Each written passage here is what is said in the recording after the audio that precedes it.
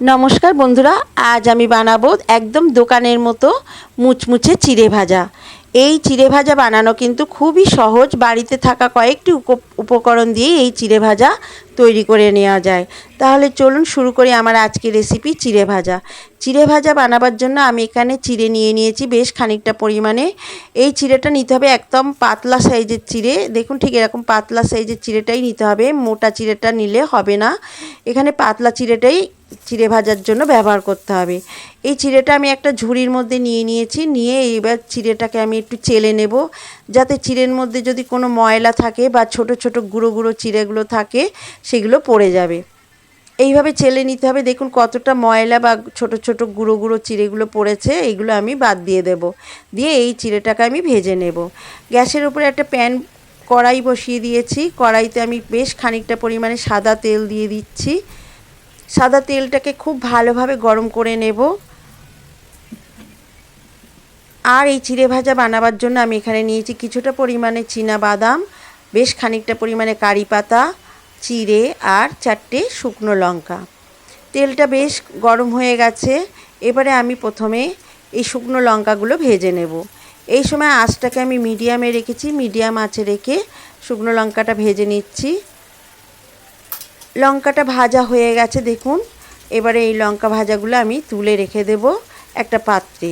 সেই পাত্রে আমি একটা কিচেন টিস্যু পেতে নিয়েছি, যাতে এক্সট্রা তেলটা এই টিস্যুতে সোপ করে নেয়। এবারে আমি কারি পাতাগুলোও ভেজে নেব।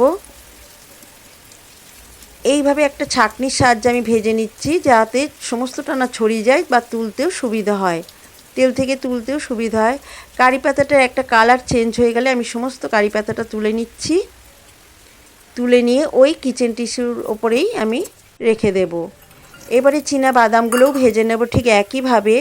এই সময় আঁচটাকে মিডিয়াম আঁচে রেখে আমি চীনা বাদামগুলো ভেজে নেব ঠিক এইভাবে, যতক্ষণ না বাদামটার একটা লাল কালার চলে আসছে ততক্ষণ অবধি ভেজে নেব। দেখুন বাদামটাও বেশ লাল কালার চলে এসেছে, বাদাম ভাজাটা হয়ে গেছে। এবারে আমি ওই পাত্রেই এই বাদাম ভাজাটা রেখে দেব, যাতে যা তেল আছে ওই কিচেন টিস্যুতে সোপ করে নেয়। এবারে আঁচটাকে একদম লো করে দেব। লো করে দিয়ে এবারে চিড়েগুলো দিয়ে দেব আমি তেলের মধ্যে।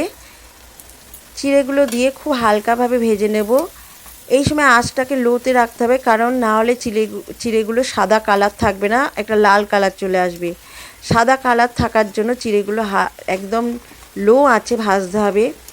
চিড়েগুলো ভাজা হয়ে গেলে এবার আমি সমস্ত চিড়েগুলো আর একটা পাত্রে টিস্যু পেতে নিয়েছি, যাতে চিড়ে ভাজার মধ্যে যে এক্সট্রা তেলটা আছে সবটা ঝরে যায়। নিয়ে চিড়েগুলো আমি তুলে নিচ্ছি। লো আঁচে রেখেই কিন্তু চিড়েগুলো ভাজতে হবে, না হলে চিড়েগুলো পুড়ে যাবে। সমস্ত চিড়েগুলো আমার ভাজা হয়ে গেছে, এইভাবে আমি তুলে নিয়েছি। এবারে এই চিড়ে ভাজাটা আমি একটা পাত্রে ঢেলে দেব।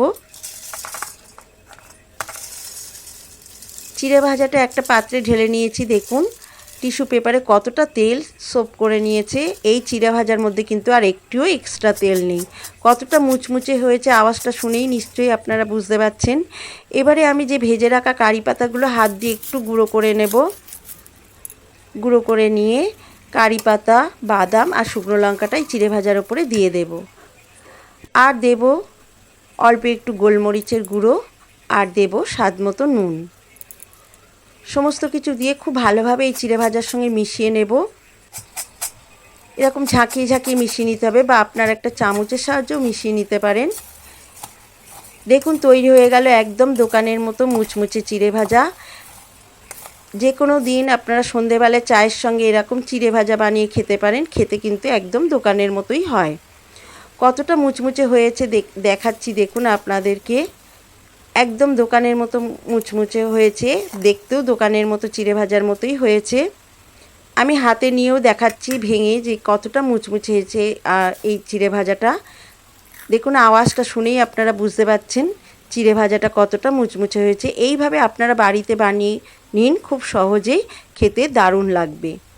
আমার আজকের এই চিড়ে ভাজার রেসিপি যদি ভালো লাগে তো অবশ্যই একটা লাইক করবেন, আর আমার চ্যানেলটিকে সাবস্ক্রাইব করে আমার পাশে থাকার অনুরোধ রইল। আর যদি আপনারা চিড়ে ভাজা বাড়িতে বানান কমেন্টসে জানাতে ভুলবেন না। আর আমার ভিডিওটা দেখার জন্য সবাইকে ধন্যবাদ।